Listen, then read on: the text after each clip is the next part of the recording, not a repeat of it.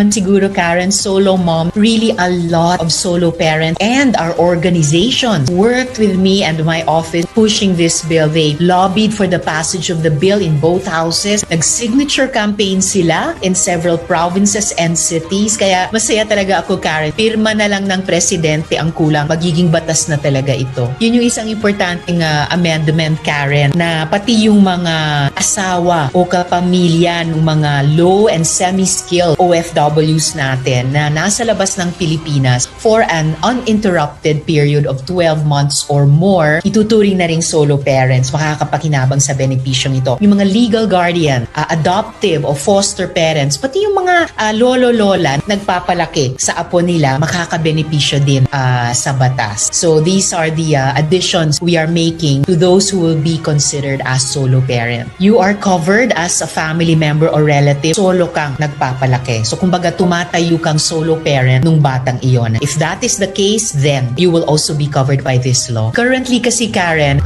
pwede kang gumamit ng 7-day parental leave after 1 year in a job. Bill na ito, yung 7 araw na paid leave, kahit 6 months pwede mo nang gamitin. Appreciative of this dahil alam nila kapag mas naalagaan ng maayos yung mga bata. Yung setup sa ngayon, Karen, ay kailangan empleyado. Salamat for mentioning the status of contractuals dahil lahat naman ng working people, kung solo parent, regardless of employment status, ayun, may solong responsibilidad, dapat makapakinabang din. So, mga benepisyo, particular sa solo parents na nandito sa bill, and overall, I hope it will to the welfare and, well, the happiness of solo parents throughout our economy. Kada buwan po yan, Karen, ang sistema ay basta't kumikita ng minimum wage at pababa, entitled dun sa monthly cash assistance na 1,000 pesos, minimum wage earner or even less. Yes, and we actually have the assurance from the Department of Finance itself dahil ito yung tinanggap nilang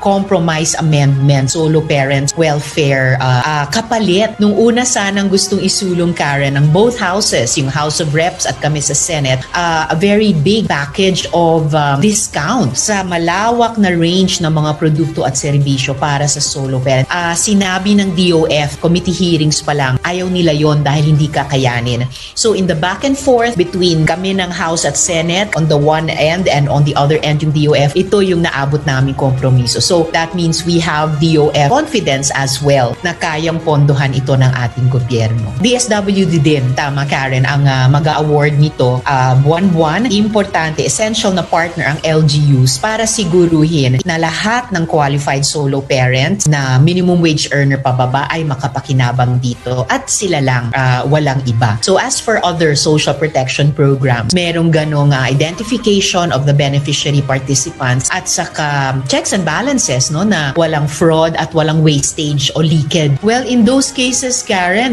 kaya importante yung UD pa rin ang may last touch pero matimbang yung input ng LGU. Talagang tumatayong magulang itong nanay in this example sa kanyang mga anak. Solo siyang nagpapalaki sa mga bata, walang child support mula sa kanyang asawa o dating asawa. Well, dahil nga sa K-12, Karen, na pinahaba yung pag-aaral ng ating mga anak, so may karapatan pa rin sa mga benepisyo ang solo parents hanggang tumuntong yung mga dependents, yung mga anak ng 22 years old. Dati nakapeg sa 18 kasi at 18 posibleng tapos na sa pag-aaral pero ngayon siguradong at 22 nag-aaral pa or patapos pa lang. So good example, yung pag-align natin ng mga bagong batas sa mga existing so that the overall policy framework is consistent. Yun, Karen, yung scholarship programs, trainings mula sa DepEd, CHED at pati TESDA ay maaaring i-avail. So talagang when we pass a law like this, tinitingnan natin yung iba't ibang areas ng social protection and how they can also consistent with already existing laws really benefit the stakeholders. In this case, yung solo parent. In fact, in the near future, Karen, posibleng yun ay kasamang maisulat sa implementing rules and regulations, identification at for easier availment of the different benefits. Lalo nga po para sa mga fellow solo parents ko na minimum wage earners and below, and para sa lahat naming solo parents na hindi lang minimum wage earners ay automatic may PhilHealth coverage. Round and round, buoke 운돌리만